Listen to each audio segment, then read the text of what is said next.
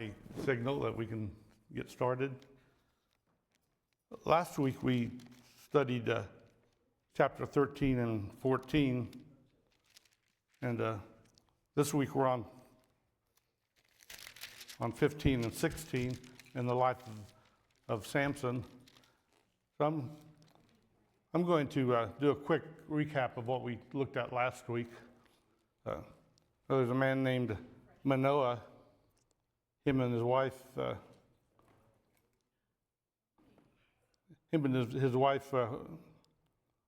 didn't have any children, and she was even barren. So there's kind of miraculous birth that the angel of the Lord came to his wife and told her that she was going to have a child and that he's to be set apart as a Nazirite. He didn't follow all the Nazirite vows, but he kept his hair long until he was tricked into losing his hair. But the angel of the Lord stirred in him when he was very young, and continued to come to him whenever he was in trouble.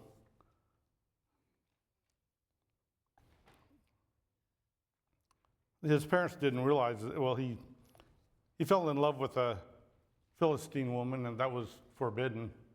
And the parents didn't care for it, but they did not know this in chapter 14, verse 4. His parents did not know that this was from the Lord, who was seeking an occasion to confront the Philistines. So this is all planned by God to confront the Philistines. He began the war with the Philistines, but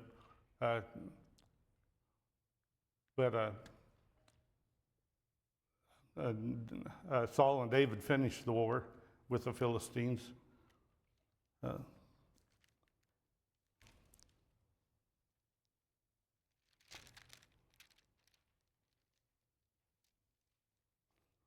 He fell in love with this Canaanite woman, and she was the daughter of Timnah, and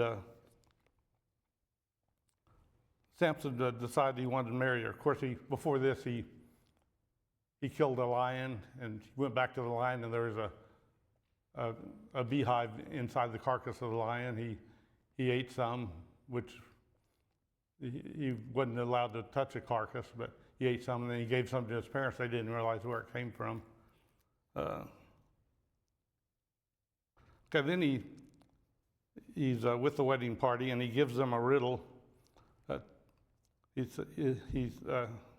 said, "Out of the eater, something to eat. Out of the strong, something sweet." And they couldn't figure it out. Finally, they told his wife-to-be that if she didn't find the answer and give it to him, they were going to burn her and her household to death. So she tricked Samson into the answer, and it was on the seventh day, the deadline. They acted like they reasoned it out themselves. What is sweeter than honey? What is stronger than a lion? And Samson knew that she had betrayed him at that time. Anyway, it backfired on them. He went about 10 miles away. He made a bet that if they could solve the riddle, he would provide 30 linens and 30 articles of clothing. And so the plan backfired on them. He killed 30 Philistines from about 10 miles away, took their clothing and gave it to these men that he made a vow with. And he did this by the Spirit of the Lord. That's where he got his power.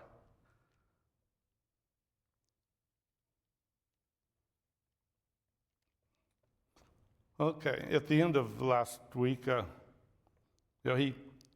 after all this, he was burning with anger that he'd been betrayed, I suppose, and he went to his father's house.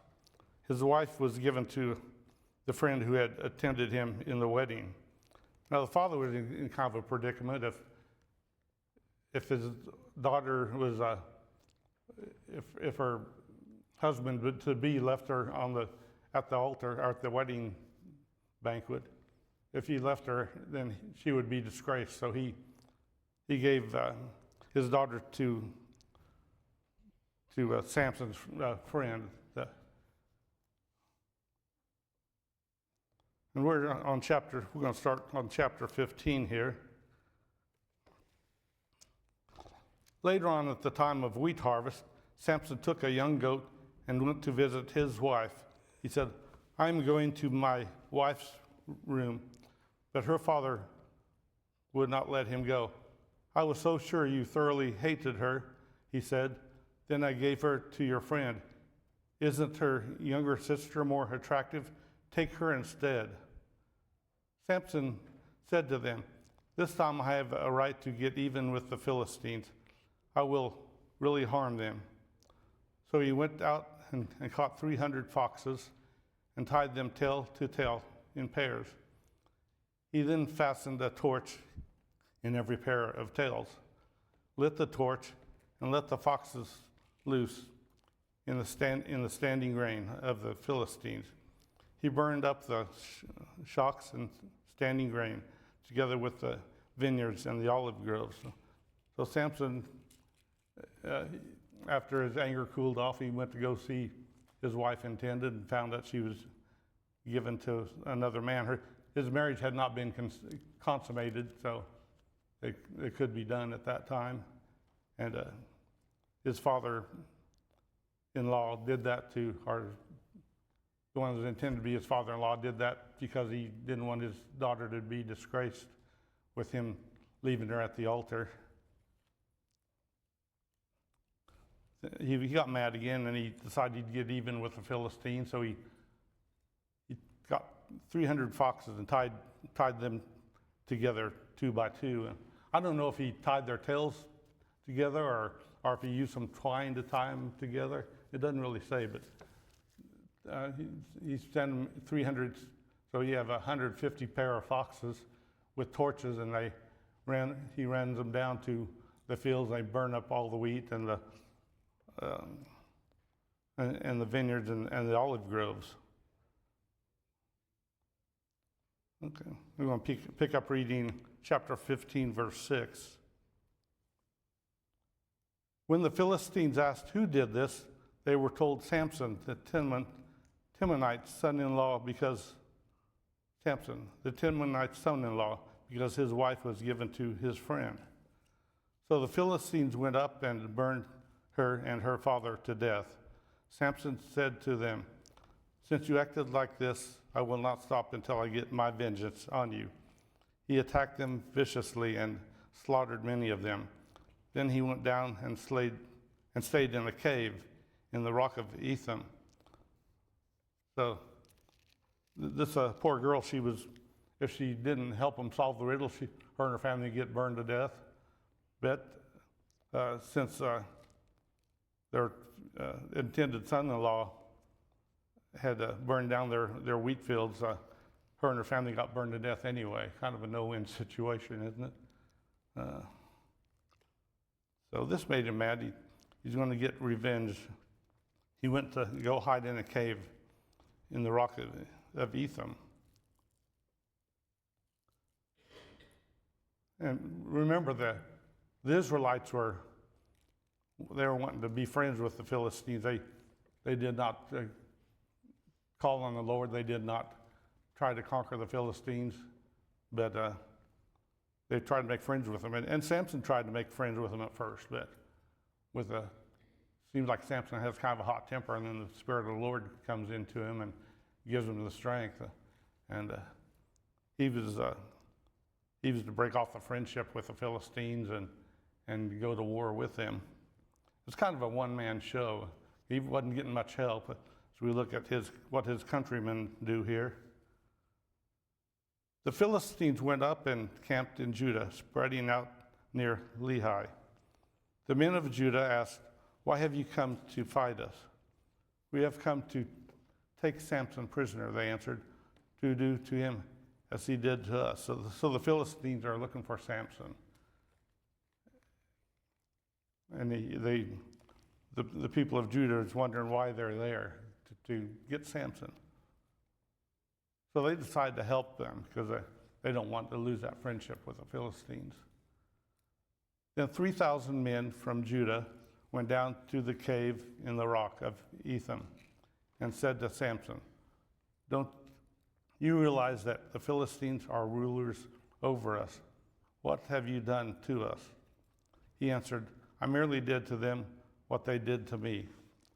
They said to him, "We've come to tie you up and hand you over to the Philistines." Samson said, "Swear to me that you won't kill me yourselves." "Agreed," they answered. "We will only tie you up and hand you over to them. We will not kill you." So they bound him with 2 new ropes and led him up from the rock. So it seems like Samson, these 3,000 men from Judah, seems like they have him securely tied with new ropes. But let's see what happens here in verse 14. As he approached Lehi, the Philistines came toward him, shouting. The Spirit of the Lord came upon him in power. The ropes on the arms became like charred flax, and the bindings dropped from his hands.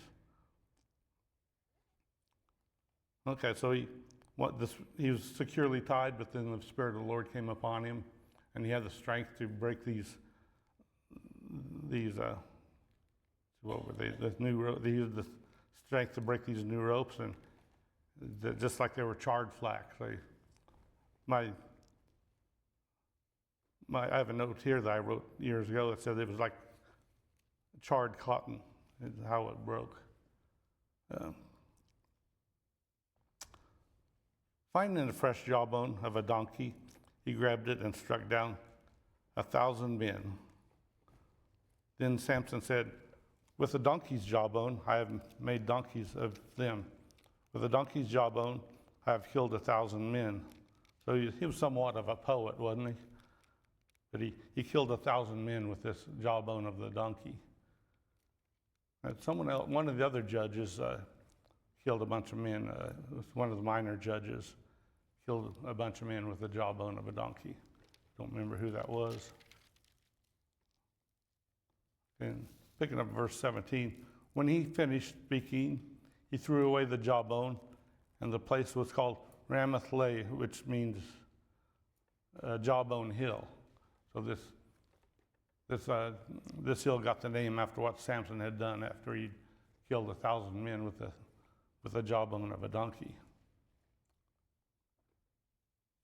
Because he was very thirsty, he cried out to the Lord, "You have given your servant this great victory. Must I now die of thirst and fall into the hands of the uncircumcised?" Then God opened up the hollow place in Lehi, and water came out of it. When Samson drank, his strength returned, and he revived. So the spring was called En Hakkore, I believe. Anyway, this means it's Caller's spring, or the well that the man. It's the well that the man who called. So this another place got its name from Samson, the Caller Spring. And this is the first time we have recorded that Samson called out to the Lord. And at the end of his life, again, he calls out to the Lord. But as far as we know, what's written, he never called out to the Lord any other time. Maybe it just wasn't written in the text. And verse 20, at the end of this chapter, it said, Samson led Israel for 20 years in the days of the Philistines. Yeah. There must have been a lot of other things not recorded in 20 years. It seemed like there wasn't much done, but I mean, it was some great feats of strength that he did. But, okay, now we're getting into the lesson that everybody knows about, Samson and Delilah. But before that, he finds another girlfriend that his eyes are on, and he don't seem like he only liked Philistine women, but maybe because he wasn't supposed to be liking Philistine women. One day, Samson went to Gaza, where he saw a prostitute. He went in to spend the night with her. The people of Gaza were told, "Samson is here." So they surrounded the place and lay in wait for him at night at the city gate. They made no move during the night, saying, "At dawn we will kill him." So what follows next, I think they must have went to sleep thinking they'd get him at dawn, but they'd wake up but in verse 3, but Samson lay there only until the middle of the night. Then he got up and took hold of the doors of the city gate, together with 2 posts, and tore them loose, bar and all. He lifted them to his shoulders and carried them to the top of the hill that faces Hebron. So sometimes he showed that he had some smarts. He didn't wait all night. He got up in the middle of the night. Sometimes he wasn't very smart, I bet. But he got up while everyone was sleeping. He tore the city gates up by the posts, and he carried them to Hebron, to the top of the hill that faces Hebron. That was, according to what I looked at, that's probably about 20 miles away. And I don't know if I believe this or not. They say the city gates could have weighed 4 tons. But with the strength of the Lord, that's possible. We don't know exactly. We know that the city gates were very heavy. And why did he take them to Hebron? The city gates were like the stronghold of the city. They were built strong to keep people out, maybe even keep people in when they needed. But there's also a place where they would meet and have counsel.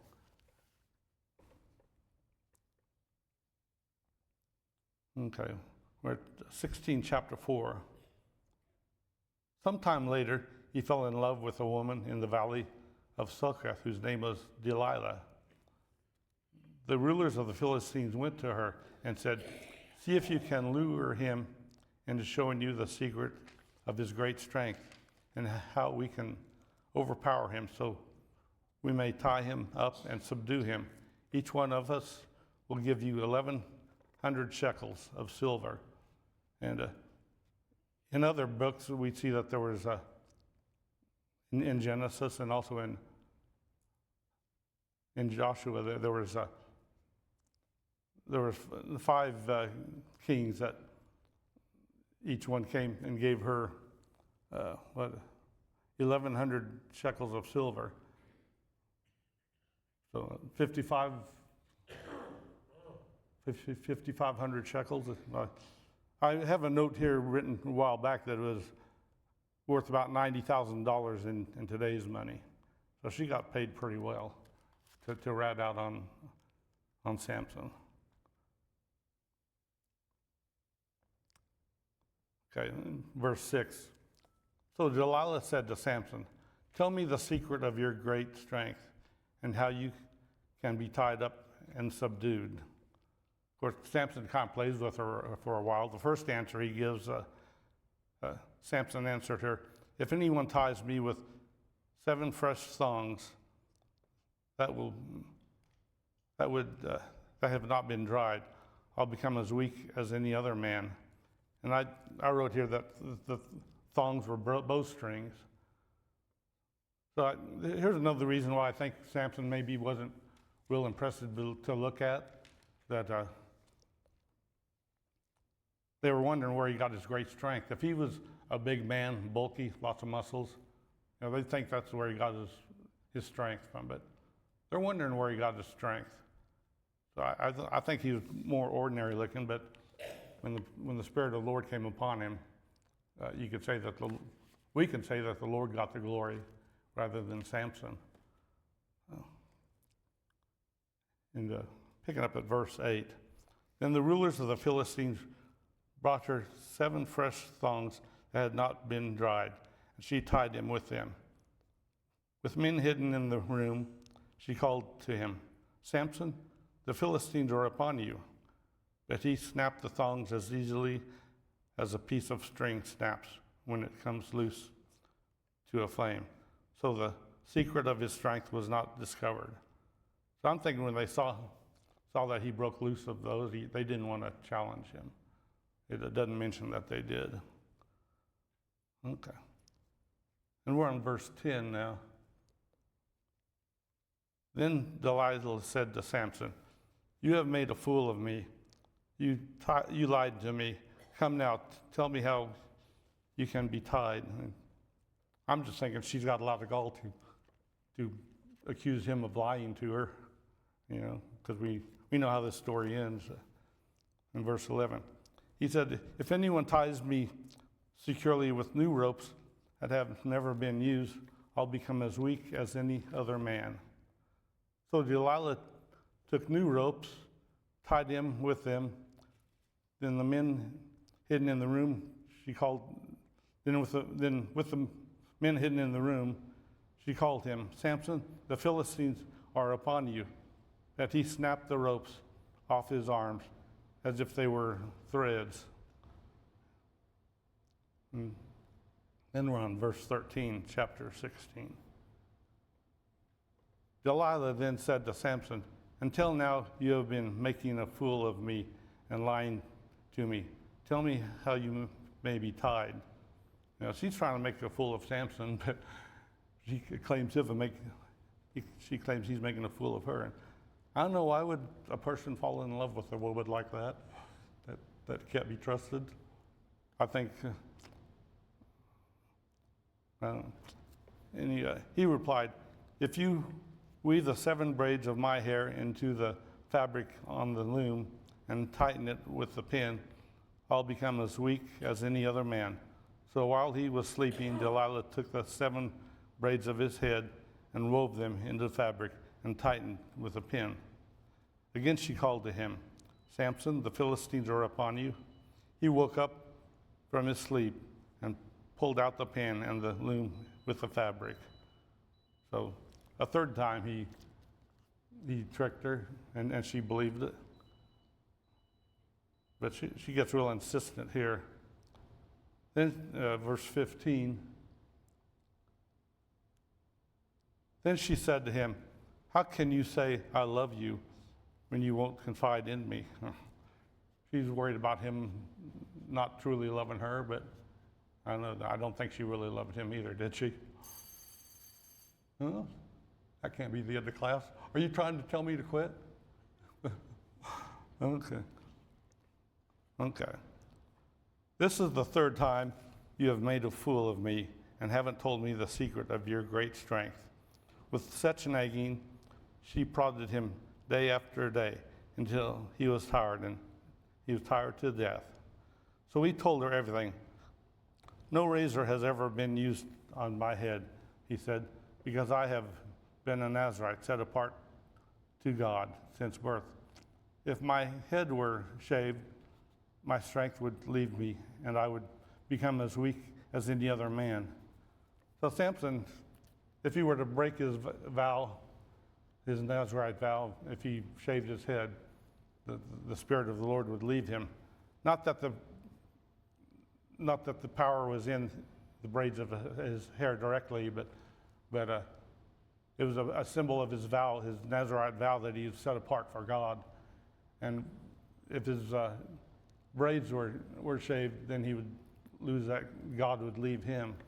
He would lose that connection with God.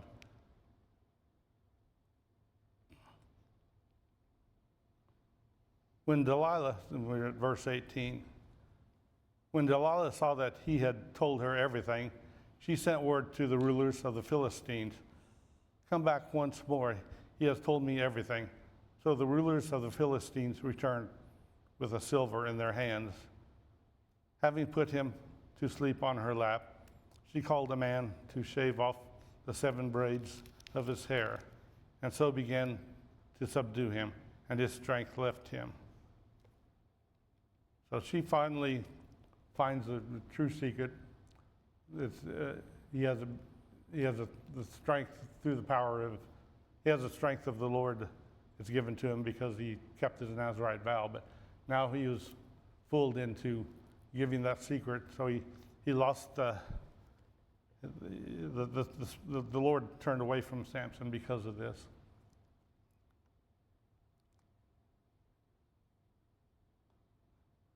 See, we're at verse 20. Then she called, Samson, the Philistines are upon you. He woke from his sleep and thought, I'll go out as before and shake myself free. But he did not know that the Lord had left him. Then the Philistine seized him, gouged out his eyes, and took him down to Gaza. Binding him with bronze shackles, they set him to grinding in the prison. But the hair on his head began to grow again after it had been shaved. So they were able to subdue him because the Lord had left him. He did not have the strength to fight them. They gouged out his eyes.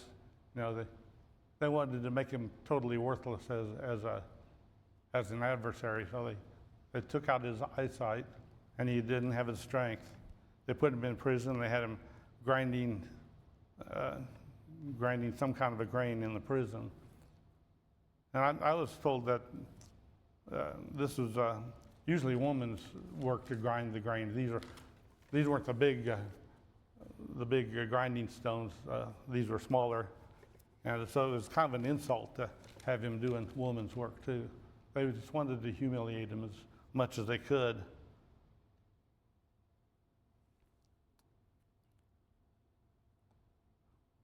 And we're in verse 23. We're getting into the death of Samson. Now the rulers of the Philistines assembled to offer a great sacrifice to Dagon.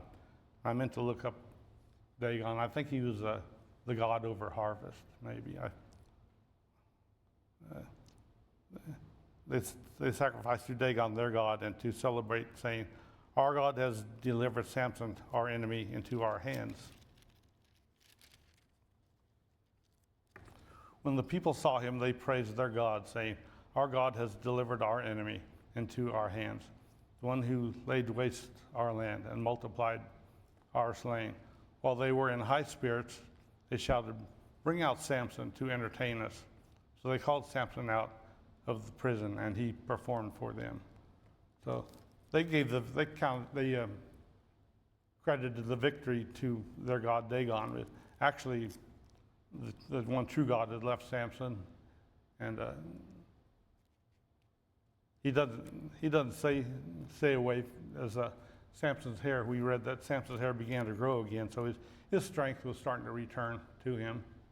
So even though God had left him, God always provides another chance for us to come back to him, for us to call upon his favor.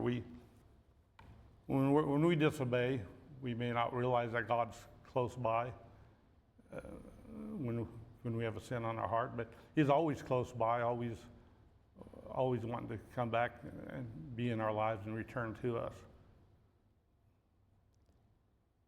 And then Samson was brought out of the prison to perform to them.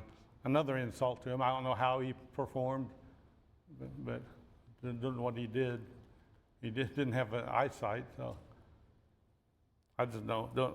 We are not told anything about how he would perform for them. Let's see, we're in the last half of verse 25. When they stood him among the pillars, Samson said to the seven who held his hand, put me where I can feel the pillars that support the temple so that I may lean against them. Why do you think Samson wanted to be close to the pillars? We already know that answer, don't we? He couldn't see, but he could feel the pillars. Now the temple was crowded with men and women. All the rulers of the Philistines were there. And on the roof were about 3,000 men and women watching Samson perform. So there's about 3,000 men and women in the temple and on the roof. I suppose that includes in the temple and on the roof. They're watching Samson perform. And Samson, he'd been humiliated quite a bit. So this, we can understand this next prayer that he says. I mean, this is the second time that we know of that Samson turned to the Lord in prayer or called out to him. Then Samson prayed to the Lord, O sovereign Lord, remember me. O God, please strengthen me just once more and let me, with one blow, get revenge on the Philistines for my 2 eyes. Then Samson reached toward the 2 central pillars on which the temple stood, bracing himself against them, his right hand on one side and his left hand on the other. Samson said, let me die with the Philistines. Then he pushed with all his might, and down came the temple on the rulers and all the people in it. Down came the temple and all the people in it. Thus he killed many more when he died than when he lived. Let's see. Trying to remember what it said. About 3,000 people were in the temple. He killed about 3,000 people. What's that? Was there? Could have been more than that. Yeah. But in his lifetime, before this, he killed 1,000 people. Yeah, there could have been more people in the temple, plus 3,000 on the roof. So he killed many more in his death than in his lifetime. Yeah, this is what the Lord wanted. So I had mentioned before, he's mentioned in the Hall of the Faithful, or what's it called? I think it's called the Hall of the Faithful in Hebrews. I think it's chapter 11. He's mentioned with a lot of other people that were faithful. Yes? If you go back to chapter 14, that sums up the whole story of Samson. Yeah. It's because God wanted him, he was looking for an excuse to get to the Philistines. Yeah. And so his entire life was getting to the Philistines. Yeah. And that was God. And if we look at the entire Bible as a story, what do you think the Philistines were doing to the Israelites when David went out? Do you think they forgot about Samson Yeah. and what he had done? They were antagonizing the Israelites. I mean, it's just, the story just kind of builds. Yeah. But God wanted him to do all Yeah. the things that he did, to get to the Philistines. Yeah. Yeah. Yeah, he had a quick temper. God used it. When the Spirit of the Lord came upon him, he became strong and mighty. A few weeks ago, I compared it to being like we would not want to invite we would not want to invite Bruce Banner to our house. If we do, we don't want to make him mad. Take great care that you don't make him mad. When Samson got mad, the power of the Lord came upon him, and because he was set aside for God. Yeah. Then his brothers and his father, whole family, went down to get him. They brought him back and buried him between Zorah and Eshtaol in the tomb of Manoah, his father. He had led Israel 20 years. So this, when he was captured, this was towards the end of his life, as it mentioned earlier, chapter 15, verse 20. At that time, he had led Israel for 20 years in the days of the Philistines. And he seemed like he was a lone wolf, because he wanted, to begin with, he wanted to be friends with the Philistines like everyone else was. But then they made him mad. The others seemed like he was still a lone wolf. The others of his countrymen did not help him. As a matter of fact, they actually went to capture him to continue to keep their friendship with the Philistines. So, okay. a little time left. Any other comments? We'll do another quick recap of these two chapters.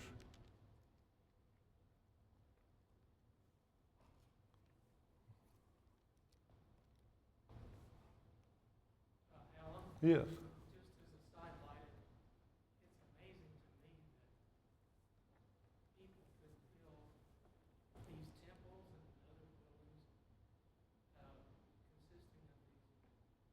great big marble, I guess, pillars. And I just think about a roof on these temples that could hold up 3,000 people. Yeah. How could they ever build things like this? They didn't have any machinery like Yeah. that now. It's kind of amazing. Yeah, that's a marvel that there's still scientists and historians are still marveling at today how they could build these great big structures. And especially we hear a lot about the pyramids. How did they lift those stone by stone? And these were big stones. How did they do that? I think we picked up some kind of holy system and used elephants. Use what?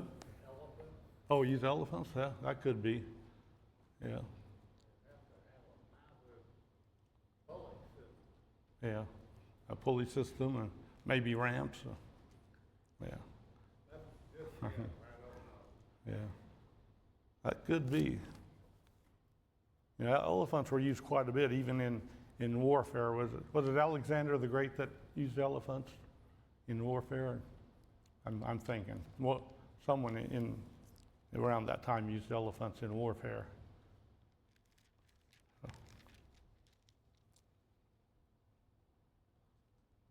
So today's lesson began where Samson, his anger subsided after his intended wife to be, after she betrayed him so that her family wouldn't get burned to death. She gave the answer to the riddle, and so Samson, in his anger, he went to go home, but then his anger subsided. I don't know. Sometimes Samson had some wisdom. Sometimes he was very, very foolish. After his wife betrayed him, after a while he went back to her, but she'd been given to another man.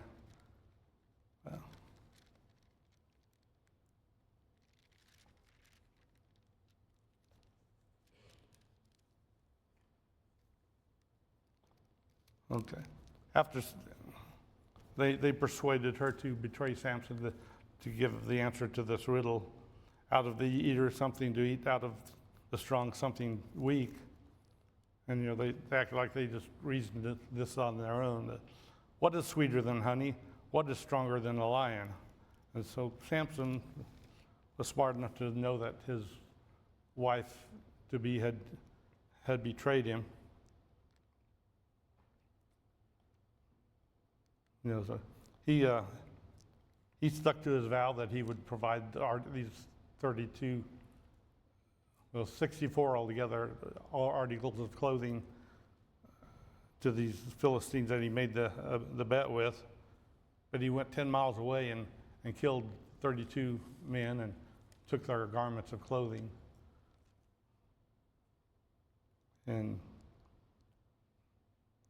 the wedding was not consummated, so it wasn't finalized. So when her father seen that Samson wasn't coming back, she gave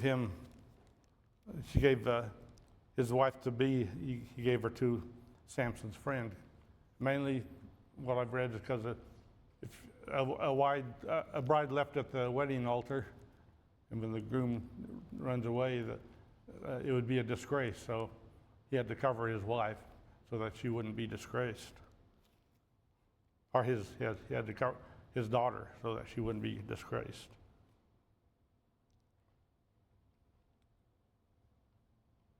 Okay, so he ties 30 foxes together or no, that's not right. 300 foxes. he tied them together 2 by 2 by their tails, and he put torches in their tails and shoot them off into the vineyard. Well, it was the wheat, the grain field, but it also burned up the vineyard.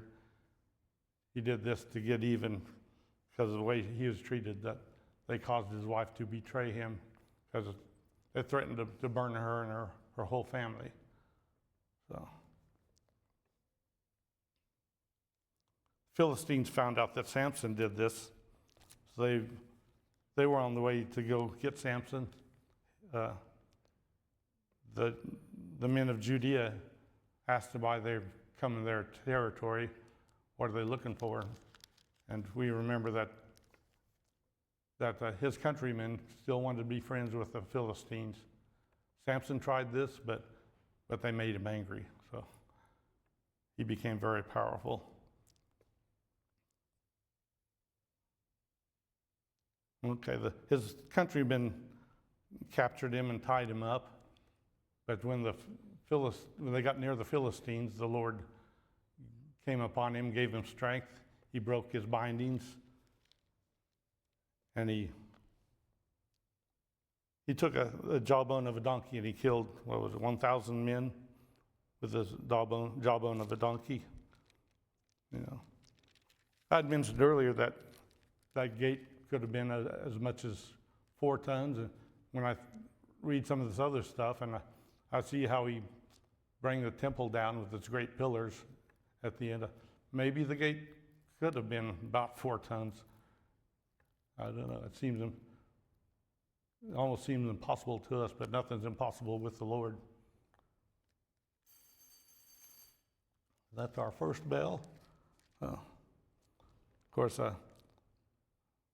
again, Samson finds another Philistine. For some reason, he only loves the Philistine women. But Delilah tricked him. Well, he tricked her 3 times, told her how to bind him, but he lied to her. She became very upset that he lied to her, even though she is being deceitful to him. Then he finally tells her, if you shave my head, I will become as weak as any other person. So while he's sleeping, she shaves his head. The Philistines come, capture him, and gouge his eyes out, puts him in prison, and causes him to grind the grain. And the people gave the credit to their god Dagon, but we know it's actually because God had left him, because the locks in his hair symbolized that he was set apart for God.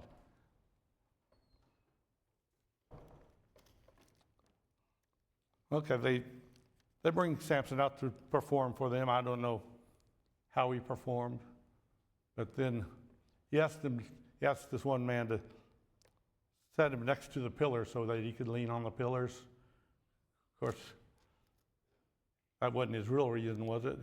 He was blind, he couldn't see, but he wanted to know where the pillars were at. And he asked the Lord for his strength back.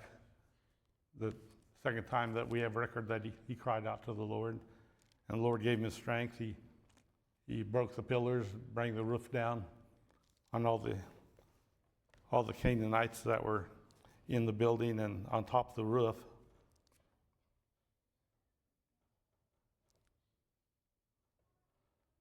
Okay. I want to read verse 29 again. Then Samson reached toward the 2 central pillars on which the temple stood, bracing himself against them, his right hand on the one, his left hand on the other. Samson said, "Let me die with the Philistines." Then he pushed with all his might, and down came the temple on the rulers and all the people in it. Thus he killed more when he died than when he lived. And next week, I'm trying to decide if I want to do Micah's idols or not. I'll have to see if there's a good lesson in there. So far, I haven't really found one, but I'll take a look. And if we don't do Micah's idols, see, we'll do the Israelites fight against the Benjamites. So there's our bell. Thank you, class, for being here.